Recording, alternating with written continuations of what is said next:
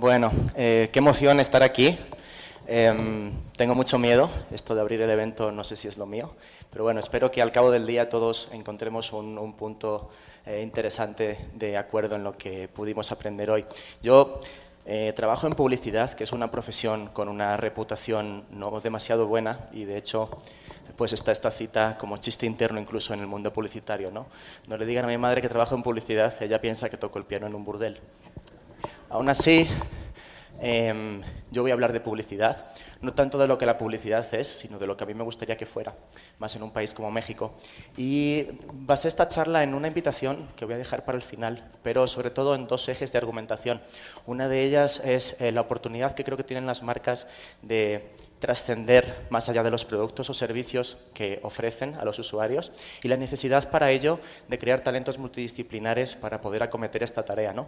Creo que esto es necesario y creo que es interesante desde el punto de vista de que no ocurra en México lo que ocurrió a este chico en una carta que envió a un periódico en España, en la cual él contaba cómo el Estado español invirtió X cantidad de dinero en becas en él y al final él nunca encontró un trabajo en España de lo que había estudiado, tuvo que emigrar y ahora vive en Bélgica, es un ciudadano productivo en Bélgica. Dejando de lado el tema del dinero y las becas, creo que México es un país con un talento creativo extraordinario, pero creo que ese talento no lo estamos cultivando, no lo estamos cuidando y ese talento lo que va a ocurrir es que va a emigrar a otras latitudes o bien se va a estancar y se va a terminar pudriendo, ¿no? Tengo aquí un muñequito, es una de las cosas que más atesoro, es de lo más valioso que tengo. Si mi casa ardiera en fuego, probablemente es una de las cosas que salvaría. Y es un muñequito que hicieron los alumnos de la escuela Digital Invaders para todos los profesores que les dimos clase en la segunda generación. Un día nos lo encontramos en el escritorio. Para mí tiene mucho valor, no solo por el detalle de hacerlo, sino porque a todos nos pusieron el muñequito en una caja. Y en la caja no se ve muy bien, pero la caja está escrita y allí cada uno expresó sus sentimientos de lo que había aprendido en los 3 meses que habían pasado con nosotros durante el curso. Y a mí me llenó de emoción por el hecho de lo que expresaban era gracias por el lado profesional, pero también gracias por el lado personal, porque creo que todos decían que se sentían sorprendidos de lo grande que era su visión de las cosas después de 3 meses con nosotros, ¿no? Y atesoro mucho esta caja porque representa para mí un momento, un objeto único que representa momentos de mi vida, ¿no? Digital Invaders es una escuela que fundó la agencia en la que trabajo. Queríamos hacer crecer la agencia, buscábamos talento, no lo encontramos, decidimos que era mejor formarlo, entonces decidimos ofrecer cursos gratuitos para el talento, para que el talento se acerque, lo formamos y una vez que está formado, en cursos de 3 meses, algunos se quedan en la agencia y otros se marchan, pero al menos llevan una semilla de cambio allá donde van, ¿no? Y la docencia es una de tantas cosas que he hecho en la vida. Soy un conglomerado extraño de muchas cosas porque yo llegué a la publicidad por el mundo de la tecnología. Yo soy de estudios ingeniero. Así que yo hacía cosas que la gente utilizaba, pero un día me resultó más interesante preguntarme por qué la gente usaría o no algo que yo había hecho. Entonces descubrí que necesitaba más respuestas para responder a esa pregunta. Entonces decidí estudiar antropología. No entiendo por qué, porque a mí lo que me gusta es la arquitectura. Y hay un tema muy interesante que es el de soy extranjero en México. Y los extranjeros nunca somos capaces de explicarle a los mexicanos la fascinación que México ejerce sobre nosotros. Y descubrí que la fascinación es la forma de autodefensa para no interpretar racionalmente imágenes como esta en Saltillo, ¿no? Creo que representa el México mágico, ¿no? Es una casa cuyo primer piso tiene una puerta que da al vacío. Y si intento comprenderlo, me explota la cabeza, pero desde la fascinación de, es México, digo, está chido, y entonces lo disfruto, ¿no? Saltillo es relevante para mí porque es donde está la sede de la agencia en la que trabajo, Grupo W. Llegué hace 4 años y mi primer proyecto fue para una marca de desodorantes. Descubrí entonces que las noches en publicidad son largas y eternas y hace falta una válvula de escape para escapar de los momentos de lapsus mental, ¿no? Yo lo encontré en un cómic que se llama El Caballo Negro, que es una historia de zombies, amor, sexo, personajes realmente bizarros y esotéricos. Y realmente como desahogo a las 4 de la mañana es un utensilio muy valioso, ¿no? Y lo que nos pasó fue que 2 años después, haciendo campañas para desodorantes y demás, nos vimos un día en esta lista, habíamos sido la cuarta agencia más premiada del mundo desde Saltillo. Y pongo este cuadro aquí no para decir, miren qué bien, sino más bien para hacer factible el hecho de que probablemente el 99% de las personas que están aquí desconocían este hecho, y lo normal y comprensible y admirable es que lo desconozcan, porque la publicidad realmente no le interesa a nadie. Esto solo le interesa a los publicitarios, ¿no? Una risa desorbitada por ahí. Bueno, porque haciendo campañas para desodorantes, con todo lo grande que es el mundo de todos ustedes, yo lo que hago es intentar influir en ustedes en una decisión que tiene lugar en este punto de su espacio-tiempo, el pasillo de los desodorantes de una farmacia de Guadalajara. Es un poco triste, ¿no?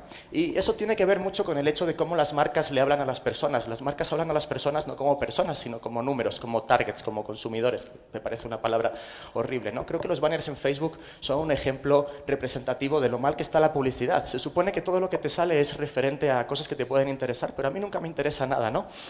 Y creo que el contexto en el que la publicidad funciona lo podría explicar con esta pequeña historia. Esta es la puerta del cuarto del hospital en el que falleció mi padre.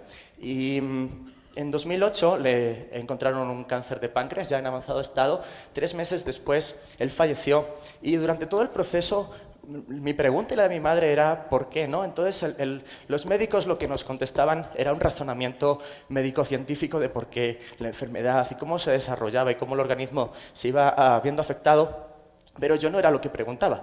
Yo no preguntaba por qué tiene esto y cómo se desarrolla. Yo preguntaba más bien por qué a mi padre, por qué me toca a mí vivir esto, ¿no? De alguna manera, aunque los dos respondíamos a un porqué, no hablábamos el mismo idioma, ¿no? Y yo encontré cobijo emocional o intelectual en una movie que se llama The Fountain. Es una historia de amor muy hermosa en la que un doctor encuentra prácticamente la receta para la vida eterna, para salvar a su esposa que tiene un tumor cerebral, pero siempre llega segundos tarde a salvarla, hasta que al final comprende que la única manera de volver a estar con ella no es ser inmortal e intentar resucitarla, sino que lo que ha de hacer es dejarse morir para reunirse con ella, ¿no? Y de alguna manera siempre pensé que esto es una metáfora de cómo funciona la publicidad. La publicidad y las marcas hablan como esos médicos que me hablaban a mí y contratan a las agencias para que transmitan ese mensaje, pero los porqués que la gente necesita no los responden ellos, ¿no? Entonces yo pensé, sería interesante que la publicidad hiciera de vehículo entre lo que unos quieren y lo que otros realmente necesitan. Más aún en un país como México, donde uno encuentra fotos como esta, en el que dice, se prohíbe fumar en toda la instalación. Señor gobernador, él sí ni pedo. La sociedad mexicana está completamente desconectada de la clase política, por desgracia. Nadie ve a los políticos como agentes de un cambio que me pueda beneficiar a mí como persona, ¿no?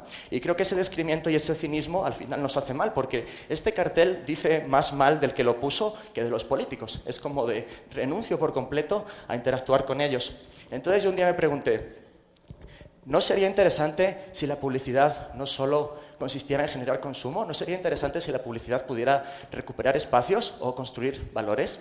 ¿Toda la transacción entre persona y marca ha de medirse en dinero? ¿Seguro? ¿No podría la gente acceder a la publicidad con la misma expectación con la que entra a una sala de cine? Yo creo que sí, pero teniendo eso en cuenta, creo que las marcas, su visión es como únicamente de profit y beneficio propio, y creo que no están viendo el contexto en el que viven. Con lo cual, tengo esta frase de la publicidad no se puede dejar en manos de las marcas ni de sus agencias haciendo publicidad para ellas, ¿no?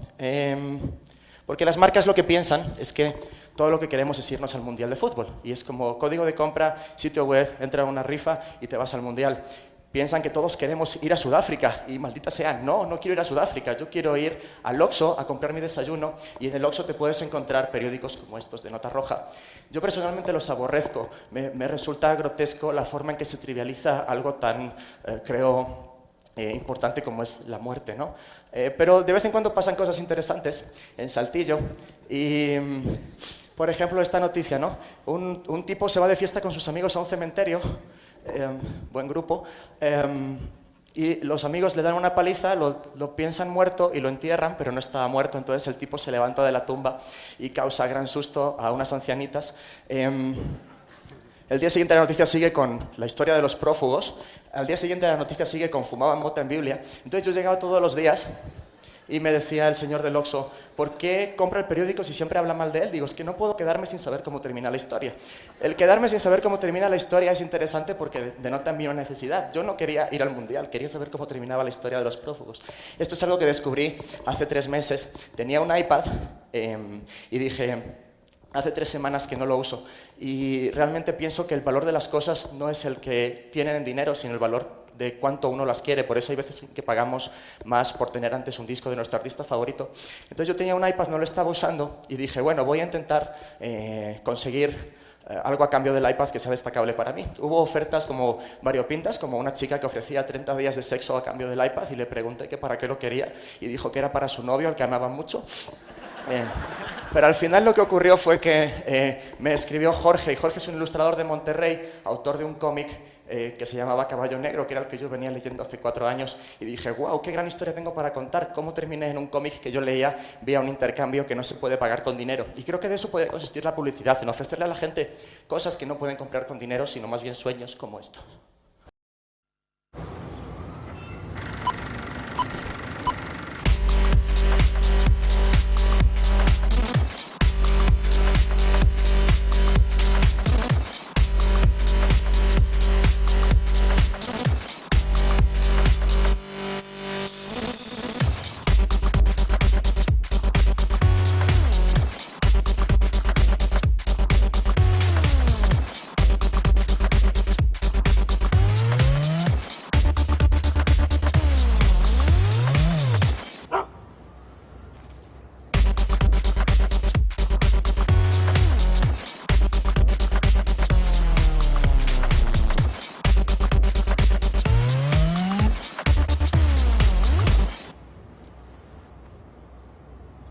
I am all the volunteers who painted, scraped and hammered and the amazing gigs we got in return. Orange Rock Corps. Entonces, Orange Rock Corps es una iniciativa de Orange, un carrier telefónico en el Reino Unido, en el cual lo que se hacía era creaban conciertos exclusivos de artistas muy destacados mundiales, en los cuales no podías comprar los boletos, tenías que hacer 4 horas de voluntariado en zonas desfavorecidas de Londres. Y entonces te ganabas los boletos, pero además con el añadido de que si tú estabas recogiendo escombros, de repente el artista que iba a tocar en el concierto estaba recogiendo escombros contigo, con lo cual no solo era el concierto, sino convivir con él 4 horas. Eso es algo que no se puede pagar con dinero y eso es realmente lo que a mí me movería, no ir al maldito mundial de fútbol, ¿no? Alguien puede pensar, bueno, es que los ingleses son muy organizados y muy formales y demás, y bueno, puede ser, todo el mundo conoce a esta chica ahora, es Jimena Navarrete, creo que se llama, es la actual Miss Universo. Lo que mucha gente no sabe es que Jimena Navarrete hace 4 años ganaba un concurso de pasarelas y moda organizado por una marca de desodorantes. No digo que esto sea causa-consecuencia, pero probablemente este momento en 2006 tiene que ver con el momento en 2010. Entonces yo me pregunté, si las marcas hacen algo que puede ser como el inicio de una plataforma para que alguien consiga ser Miss Universo, ¿por qué las marcas no se preguntan en incentivar el periodismo o la arquitectura o la química? No lo sé. ¿Podría haber un premio Pulitzer o un premio Pritzker dentro de 4, 15, 20, 40 años? A lo mejor puede que sí. No lo sé. Lo que sí sé es que para que esta plataforma tuviera un trasfondo real no basta con hacer publicidad, porque la publicidad genera publicidad y eso nos lleva al pasillo de desodorantes del Farmacia de Guadalajara. Y eso es lo que aprendimos en la escuela dando clase, el hecho de que no hay que ver a la gente por lo que hace, sino por lo que la gente realmente es. Eso genera resultados interesantes. Por ejemplo, aquí tengo a Pete, que está por ahí arriba, es profesor en la escuela conmigo, y varios alumnos de las 3 generaciones que han pasado por la escuela. Todos ellos tienen como perfiles de marketing y publicidad y es por eso por lo que entran a la escuela, pero ¿cuál es lo que genera de ahí? Más publicidad que a nadie le interesa, ¿no? Pero ¿qué pasa si vemos a la gente por lo que realmente disfruta haciendo? ¿Qué es lo que la gente es en vez de lo que la gente hace?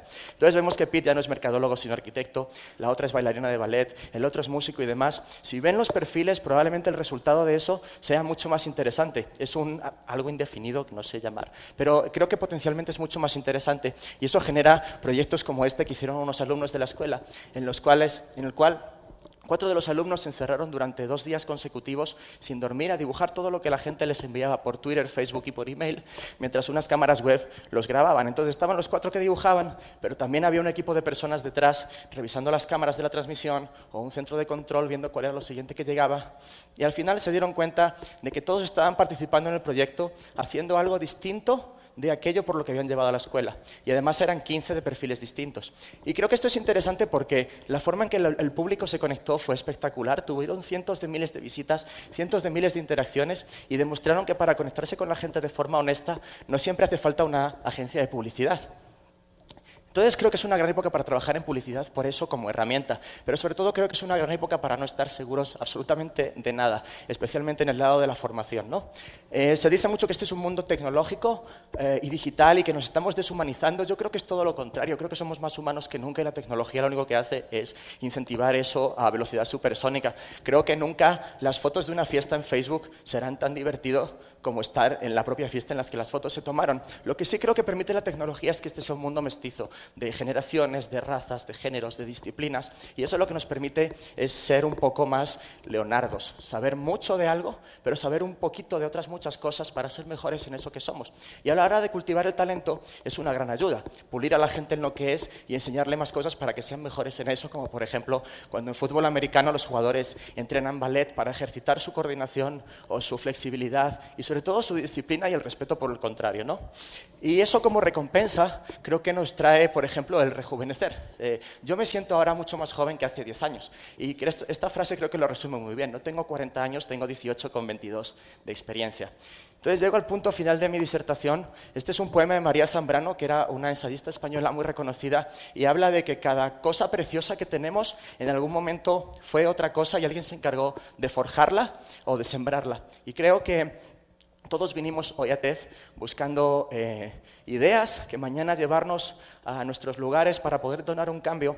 Yo creo que es muy interesante, pero creo que no deberíamos perder de vista el hecho de que para que esas ideas se plasmen hace falta primero encontrar un talento en el que detonarlas. Entonces, básicamente mi invitación era a la de que el talento, así como estos elementos, el aire o el agua, están por todas partes. Creo que el talento nos rodea y todos ustedes están rodeados de digital invaders, empezando por la persona que tienen sentada en la butaca de al lado, pero hace falta que empecemos a mirar a las demás personas por lo que son y no por lo que hacen. Y de esa manera, con las ideas que aquí todos nos llevemos hoy, probablemente podamos detonar un cambio primero pequeño, porque si nos llevamos todo, intentamos hacerlo en grande, no vamos a poder porque estamos solos, pero detonando a un pequeño grupo de personas a las que enseñarle algo y recibir algo a cambio nos va a permitir que sí seamos unos agentes de cambio y que podamos sorprender.